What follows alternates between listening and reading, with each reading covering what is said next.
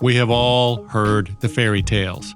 Transmit on your UV5R without a ham radio license, and you will go to prison. Transmit on ham frequencies with an unlocked GMRS radio, and you will get a $10,000 fine. Talk with your buddies while off-roading without a license, and you will go to jail, and you will get a $10,000 fine. And anytime I have the audacity to mention the fact that statistically speaking, in the last 10 years or so, the FCC's rarely, if ever, goes after anyone for this type of violation. Every time I say that, sad ham heads all over the country pop with rage.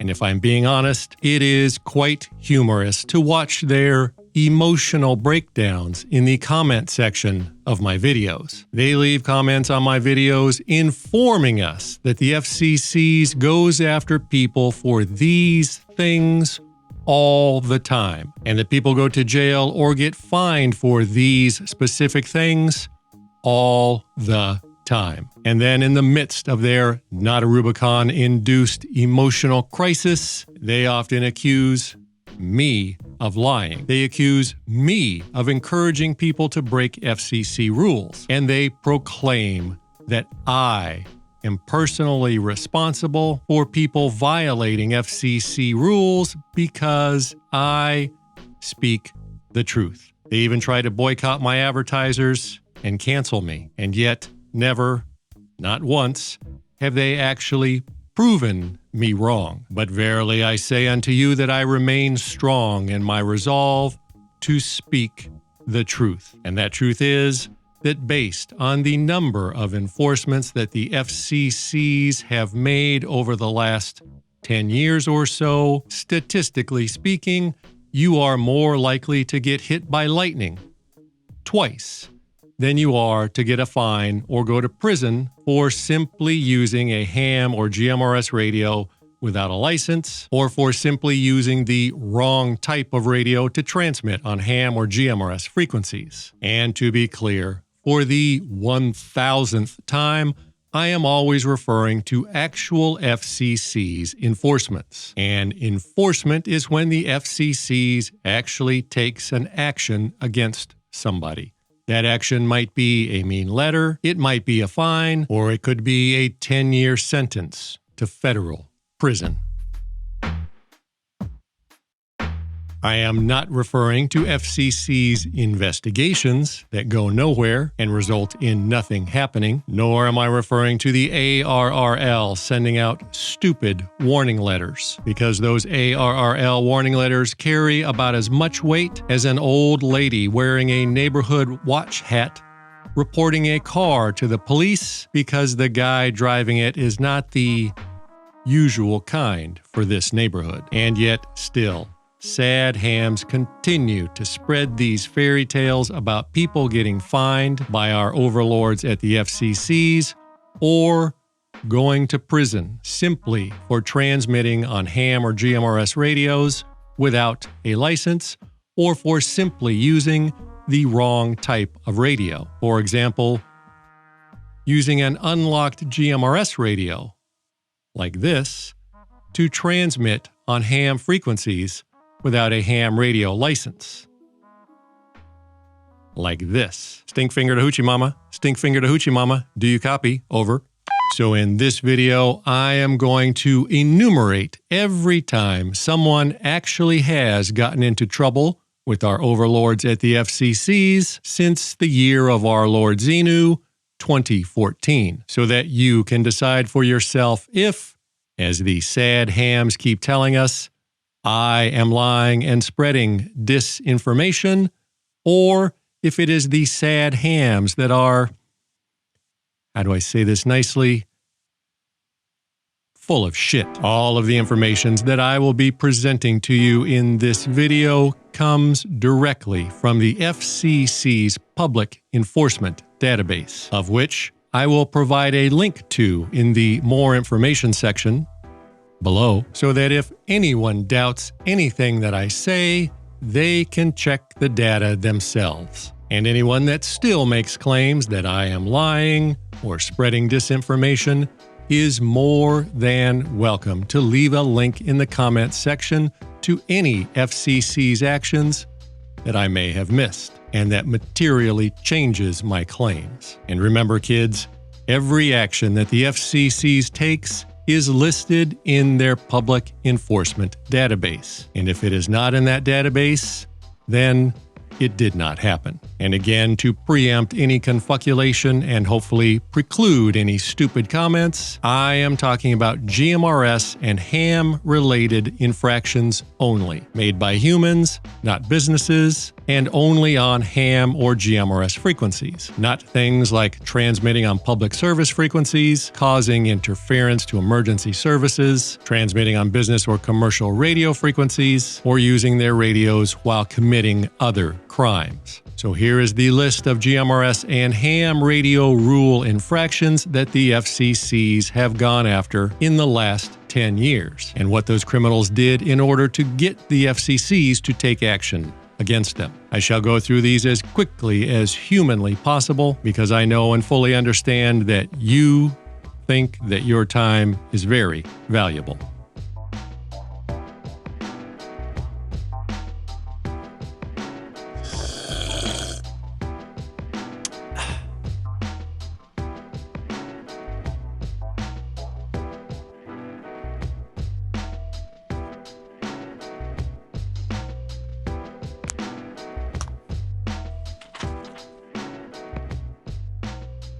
I shall be referring to my notes so as to prevent any accidental misspokens. So far in our Year of the Lord Xenu 2024, there have been 0 enforcements of this type. August 2023, a Mr. Gutierrez of Pennsylvania received a mean letter from the FCCs for jamming a GMRS repeater by repeatedly and continuously playing music. June 2023, Mr. Martin Anderson of Washington received a mean letter from the FCCs because his broken repeater was continuously transmitting dead air. May 2023, a Mr. Philip Bideau of California was fined $24,000 for not using his ham radio call sign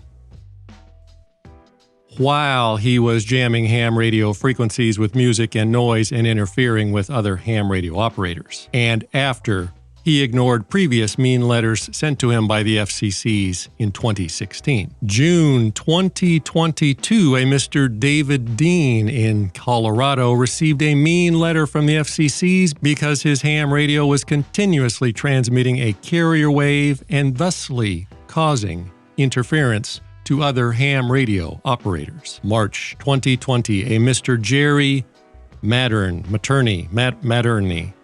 of Louisiana received a notice of an $18,000 fine for not using his ham radio call sign, whilst he repeatedly and continuously was jamming a ham radio repeater in 2018. October 2019, a Mr. Harold Gretzky of New York, after previously ignoring a mean letter from the FCCs, was fined $17,000 for repeatedly and continuously jamming ham radio frequencies and making threats to other ham radio operators over the air in 2017. August 2016, the FCCs proposed a fine of $23,000 to a Mr. Daniel Delice of New York for transmitting on his ham radio without a ham radio operator license, after previously receiving 2 mean letters from the FCCs in 2012, and after being warned in person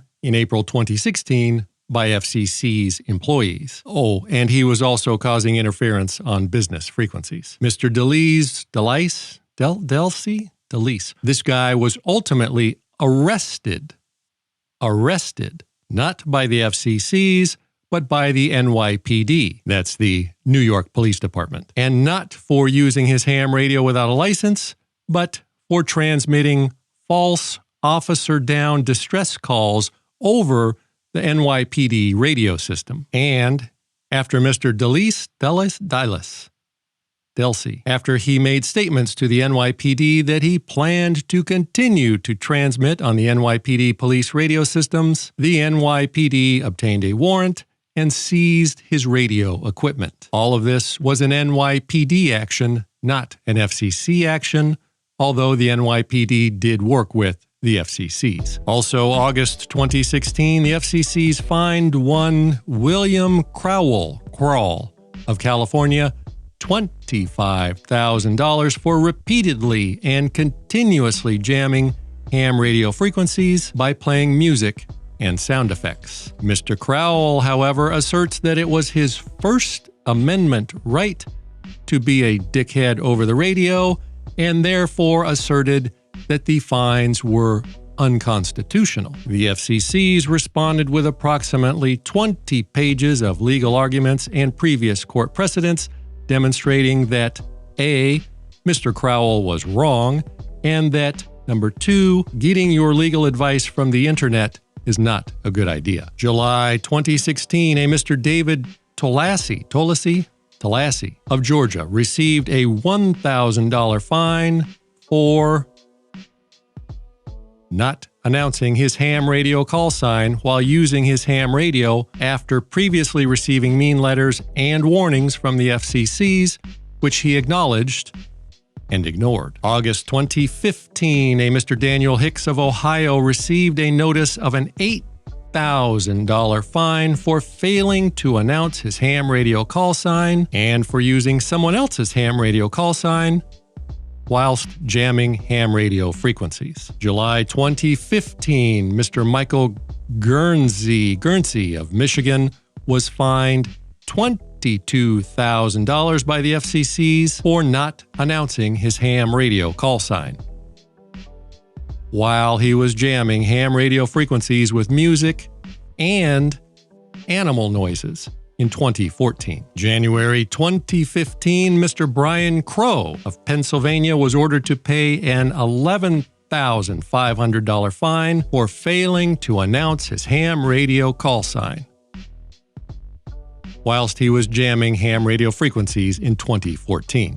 And that is all of them. 12 enforcement actions taken by the FCCs in the last 10 years. 0 people sent to prison by the FCCs in the last 10 years. 0 people getting as much as a mean letter for simply transmitting on ham or GMRS without a license. And 0 people getting into trouble for transmitting on ham or GMRS with a non-type accepted radio. One person in the last 10 years got a mean letter and then a $1,000 fine after he ignored previous letters for simply transmitting without his call sign. 1. Those other 11 people were all being dickheads over the air, and they pretty much needed to get into trouble. But out of the hundreds of thousands of people breaking the rules or being dickheads on the air every year, if not every day, only 12 got in trouble with the FCCs in the last 10 years. 12 in the last 10 years. My friend, these are the cold, hard facts. And if these facts make some people sad, then instead of whining about me speaking the truth, perhaps, maybe, they should take out their rage on the FCCs.